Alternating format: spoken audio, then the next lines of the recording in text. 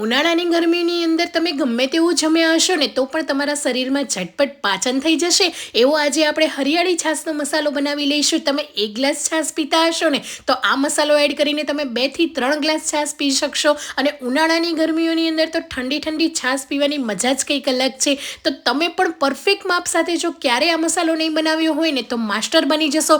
એટલી મસ્ત મજાની હું તમારી સાથે આજે હરિયાળી છાશના મસાલાની રેસીપી શેર કરીશ. હરિયાળી છાશનો મસાલો બનાવવા માટે અહીંયા મેં આ રીતે મીઠા લીમડાના પાન લીધેલા છે. અહીંયા મેં 50 ગ્રામ જેટલો મીઠો લીમડો લીધેલો છે. તમારે મીઠો લીમડો વધારે ઓછો કરી શકો છો. મીઠો લીમડો શરીર માટે હેલ્ધી હોય છે એટલે થોડું વધારે જ એડ કરી લેજો. આમ તો આપણે દાળ શાકની અંદર એડ કરતા હોઈએ ને ત્યારે બધા જ મીઠા લીમડાના પાનને આપણે સાઈડમાં કાઢી દેતા હોઈએ છીએ, પણ આ રીતે તમે એડ કરી લીધો ને તો ઇઝીલી અંદર ક્રશ પણ થઈ જશે અને કોઈને ખબર પણ નહીં પડે. તો મીઠા લીમડાના પાનને કાઢીને સાઈડ પર રાખીશું. અને અહીંયા મેં 250 ગ્રામ જેટલો ફુદીનો લીધેલો છે. ફુદીનાને એકદમ સારા પાણીથી પહેલાં તો ધોઈ લઈશું અને એ પછી એને પાનને અલગ કરી લઈશું. દાંડલીનો ભાગ નથી લેવાનો. જો તમે દાંડલીનો ભાગ લીધો ને તો મસાલાનો તમારો જે કલર છે ને એ થોડો કાળો આવશે અને ફુદીનાના પાન એકલા તમે લેશો ને તો એકદમ ગ્રીન મસ્ત મજાનો હરિયાળી મસાલો તૈયાર થઈ જશે. તો આ રીતે ફુદીનાના પાનને આપણે અલગ કરી લઈશું ડાળીથી. તો મેં અહીંયા બધા જ ફુદીના પાનને આ રીતે તોડી લીધેલા છે. સાફ કરી લેવાના છે. જે પીળા કે ખરાબ પાન હોય ને એ આપણે કાઢી લેવાના છે. તો ફુદીનાના પાન પણ તૈયાર છે. એને પણ આપણે હવે સાઈડ પર રાખી લઈશું. હવે આ બધી વસ્તુ છે ને એ આપણે સૂકવવાની છે, એટલે આ વસ્તુ તમે થોડી વધારે લેશો ને તો સૂકવીને ઓછી પણ થઈ જશે. એટલે તમે જેટલી ક્વોન્ટિટીમાં બનાવવું હોય ને એટલી તમારે આ બધી વસ્તુને લઈ લેવાની. હવે અહીંયા મેં એ જ રીતે લીલા ધાણા લીધા છે. અહીંયા મેં 250 ગ્રામ લીધા છે. લીલા ધાણા છે ને એ મેં અહીંયા દેશી લીધા છે. તો આ રીતે એના પીળા પાન કે વચ્ચે કંઈ પણ ખરાબ ભાગ હોય ને એ કાઢી લઈશું. જો તમારા ત્યાં દેશી ધાણા મળતા હોય ને તો છાશના મસાલાની અંદર દેશી ધાણા જરૂરથી એડ કરજો. એનો ફ્લેવર અને ટેસ્ટ એટલો સરસ આવશે ને. અને ના મળતા હોય તો તમે રેગ્યુલર જે લીલા ધાણા મળે છે માર્કેટમાં એનો પણ ઉપયોગ કરી શકો છો. તો મેં આ રીતે દેશી ધાણા લઈને એમાં પણ એના પાનને અલગ કરી લઈશું. ડાળીનો ભાગ વધારે પડતો નથી લેવાનો. આ વાતનું આપણે ખાસ ધ્યાન રાખવાનું છે. તો અહીંયા બધા જ ધાણાને મેં આ રીતે સરસ રીતે અલગ કરી લીધા છે અને ક્લીન કરી લીધા છે. કોઈ પણ પીળા પાન કે ખરાબ પાન નથી લેવાના. હવે કોઈ પણ ઘરમાં રહેલા કોટનના કપડા પર કે આ રીતે કોઈ પણ તમે સુતરાઉ કપડા પર એડ કરી લઈશું. ને પંખા નીચે બધી વસ્તુને આપણે 2 દિવસ સૂકવવાનું છે. અને જો તમારા ઘરે ઓવન હોય અને તમારે મસાલાને ઝટપટ બનાવવો છે, તમારી પાસે ટાઈમ નથી, તો ત્રણેય વસ્તુને એક કરીને ઓવનની અંદર પણ તમે સરસ રીતે ડ્રાય કરીને ઇન્સ્ટન્ટ મસાલાને બનાવી શકો. પણ આ રીતે બધાની ઘરે જો ઓવન ના હોય એટલે મેં તમને અહીંયા સિમ્પલ બતાવ્યું છે કે આ રીતે કોઈ પણ કોટનના કપડા પર રાખીને મીઠા લીમડાના પાન, લીલા ધાણા, ફુદીનાના પાન ફેલાવી લઈશું અને 2 દિવસ તમે રહેવા દેશો ને એટલે સરસ રીતે સુકાઈ જશે. પણ હા, તડકામાં નથી સુકવવાના. તડકામાં સુકવશો તો જે ગ્રીન કલર છે ને એ નહીં રહે, એકદમ પીળો અને કાળો થઈ જશે. એટલે આ વાતનું ખાસ ધ્યાન રાખીશું કે ફુદીનાના પાન, ધાણા અને મીઠા લીમડાના પાન, આ ત્રણેય વસ્તુને આપણે પંખા નીચે ઘરમાં છાંયડામાં સૂકવવાની છે.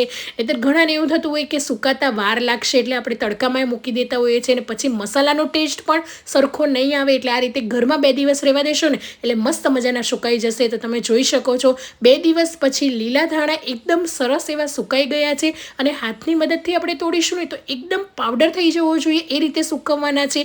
તમારા ઘરમાં જ્યાં પણ તમે પંખો ચાલુ રાખતા હોય ને ત્યાં પણ તમે રહેવા દઈ શકો તો પણ સરસ રીતે સુકાઈ જશે. તો આ રીતે ધાણા સુકાઈ પણ ગયા છે અને કલર તમે જોઈ શકો છો. ફુદીનાનો, ધાણાનો બધાનો કલર પણ એકદમ સરસ એવો ગ્રીન છે. ફુદીનાના પાન પણ આ રીતે ચેક કરી લઈશું, એ પણ સુકાઈ ગયા છે અને મીઠા લીમડાના પાન પણ એટલા મસ્ત મજાના સુકાઈને તૈયાર છે. તો ત્રણેય વસ્તુ સુકાઈને તૈયાર થઈ ગઈ છે. તો હવે આપણે એને સાઈડમાં રાખી લઈશું અને મસાલો બનાવવા માટે હવે હું તમને પરફેક્ટ એક માપ આપીશ.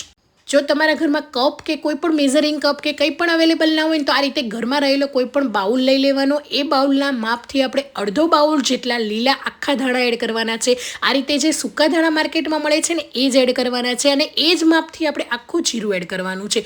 બસ કોઈ પણ વાટકી, બાઉલ કે ગમે તે ગ્લાસ કે કંઈ પણ માપ લઈ લેવાનું અને આ રીતે માપને આપણે સેટ કરી લેવાનું છે. તો આ રીતે આખું જીરું અને આખા ધાણા આ બંનેનું માપ સરખું રાખવાનું છે. હવે તમારે જેટલી ક્વોન્ટિટીમાં મસાલો બનાવવો હોય ને એ ક્વોન્ટિટી તમારે આ બંને માપને સરખું લઈ લેવાનું અને ઘરમાં રહેલી રૂટીનમાં આ રીતે જે મોટી ચમચી હોય છે ને એ ચમચીથી હવે હું બધા તમને માપ આપીશ. તો તમને હું ભરીને મરીને બતાવું છું કે આ રીતે તમે જોઈ શકો મરી 1 ચમચી થયા છે. તો આ રીતે આખી મોટી ચમચી એડ કરી દેવાના છે. તો તમારા ઘરમાં રહેલી જે આપણે જમવાની ચમચી હોય છે ને એનાથી પણ તમે લઈ શકો.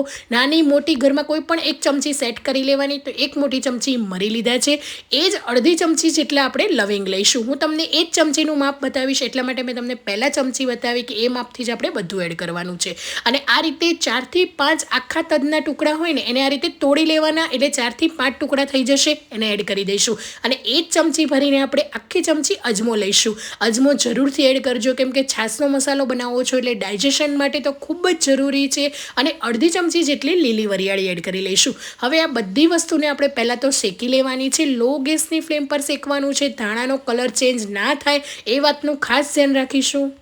જો લીલા ધાણાનો કલર ચેન્જ થઈ જશે ને તો છાશની અંદર એકદમ બ્લેક જેવો કલર આવશે, એટલે આ વાતનું આપણે ખાસ ધ્યાન રાખીને શેકવાનું. એકદમ લો ગેસની ફ્લેમ પર ફક્ત ને ફક્ત ઘડિયાળમાં જોઈને 5 મિનિટ જ શેકવાનું છે. વધારે પડતું શેકવાનું પણ નથી, એટલે જીરું, મરી, તજ બધી જ વસ્તુ સરસ રીતે શેકાઈ જશે. તો 5 મિનિટની અંદર કન્ટિન્યુઅસ હલાવતા રહીશું, જેથી બધી જ વસ્તુ મિક્સ થતી રહેશે. અને ઉપર નીચે ગેસની જે ફ્લેમ છે ને એ પેનની અંદર બધી જ અડશે, એટલે બધી વસ્તુ એક સરખી શેકાઈ જશે. હવે આપણે બધી વસ્તુ શેકાઈ ગઈ છે. ગેસની ફ્લેમ બંધ કરી લઈશું ને હાથની મદદથી આપણે ચેક કરવાનું છે. જીરું છે, ધાણા છે, વરિયાળી છે, તમે આ રીતે આંગળી અને અંગૂઠાથી પ્રેસ કરશો ને એટલે આ રીતે પાવડર જેવું થઈ જશે. તો બસ આ રીતનું કરવાનું છે. વધારે પડતું ઓવર કલર ચેન્જ ના થાય એ વાતનું ખાસ ધ્યાન રાખીશું. તો બધી વસ્તુ સરસ રીતે શેકાઈ ગઈ છે. એકદમ ઠંડી કરી લઈશું અને પછી જ મિક્સર જારમાં એડ કરી લઈશું. જો તમે ગરમ એડ કરશો ને તો જારની અંદર ચોટી જશે, સરખું પીસાશે નહીં, એટલે એકદમ ઠંડી કરી લઈશું. અને જે ફુદીના, ધાણા અને મીઠા લીમડાના પાન હતા ને એને પણ આ મસાલા સાથે જ પીસી લઈશું, જેથી એકદમ સરસ બધી જ વસ્તુ પીસાઈ જાય. તો આ રીતે ફુદીનાના પાન પણ એડ કરી લઈશું, મીઠા લીમડાના પાન પણ એડ કરી દઈશું. હવે આ મસાલાની અંદર તમે ફુદીના, મીઠા લીમડાના પાન અને લીલા ધાણા આ બધાનું માપ તમે વધારે ઓછું પણ તમે કરી શકો છો, જે રીતે તમને પસંદ હોય. ક્યારેક જો મીઠા લીમડાના પાન તમને વધુ પસંદ હોય તો એ વધારે ઓછા પણ કરી શકો. તો મસાલાને આ રીતે ગ્રાઇન્ડ કરી લેવાનો. તમે જોઈ શકો છો મેં એકદમ સરસ રીતે ફાઇન પાવડર તૈયાર કરી લીધો છે. જો તમારા મિક્સર જારની અંદર આ રીતે ફાઇન પાવડર ના થતો હોય ને તો મસાલો તૈયાર થઈ જાય ને પછી તમે ચાળી લેજો. હવે જે બાઉલથી આપણે જીરું અને ધાણા લીધા હતા ને એ બાઉલ ભરીને આપણે સંચળ પાવડર લઈશું. તો અહીંયા આપણે એક બાઉલ ભરીને સંચળ પાવડર આ રીતે એડ કરી દઈશું. અને જે ચમચી હતી ને એ ચમચી 1 થી 1.5 ચમચી જેટલી મેં અહીંયા હિંગ લીધી છે, તો 1.5 ચમચી જેટલી આપણે હિંગ એડ કરી લઈશું. હિંગ છે ને એ સારી અને ફ્લેવરવાળી લેવાની, જેનાથી ડાયજેશનમાં અને એનો ફ્લેવર સરસ આવશે. અડધી ચમચી જેટલો સૂંઠ પાવડર અને એ જ બાઉલ ભરીને આપણે એક બાઉલ ભરીને મીઠું એડ કરી લઈશું. હવે આ બધું જ મસાલો છે ને એ મિક્સર જારમાં એડ કરીને ફરીથી એક વખત પીસી લઈશું, જેથી કોઈ પણ ગાંઠા કે કણી ના રહે. ઘણા લોકો એવું કરતા હોય છે ફુદીના, ધાણા અને બધી વસ્તુ પીસી લેતા હોય, પછી મીઠું કે સંચળ એડ કરશો ને તો તમારે આખું વર્ષ તમે સ્ટોર કરશો તો મોટા મોટા ગાંઠા અને કણી રહી જશે. એટલે એક વખત આ રીતે મિક્સરમાં પીસી લેવાનું. એકદમ ફાઇન પાવડર તૈયાર થઈ ગયો છે. જરાય મારે ચાળવાની જરૂર નથી, પણ જો તમારા મિક્સર જારમાં ના થતો હોય તો જરૂરથી એક વખત ચાળી લેજો, જેથી મોટી કણી કે મોટું કંઈ પણ હોય નીકળી જાય. તો પાવડર તૈયાર છે. હવે કોઈ પણ આ રીતે કાચની એરટાઇટ બોટલમાં ભરીને તમે ફ્રીજની બહાર પણ સ્ટોર કરી શકશો. આખું વર્ષ કંઈ જ નહીં થાય. અને જ્યારે તમે છાશ પીતા હશો ને ત્યારે થોડા આઈસ ક્યુબ, મસાલો અને ઠંડી છાશ એડ કરીને જરૂરથી આ ઉનાળાની ગરમીઓમાં બનાવીને ટ્રાય કરો. તમે એક વખત આ રીતે છાશનો મસાલો બનાવી લીધો ને તો રેગ્યુલર તમે આ રીતે જ બનાવશો અને આ મસાલાના ફેન થઈ જશો. છાશ નહીં પીવી હોય ને તો પણ તમે 1 થી 2 ગ્લાસ વધારે પીશો. તો કેવી લાગી આજની રેસીપી કમેન્ટ કરવાનું ભૂલતા નહીં. જય શ્રી કૃષ્ણ, આવજો.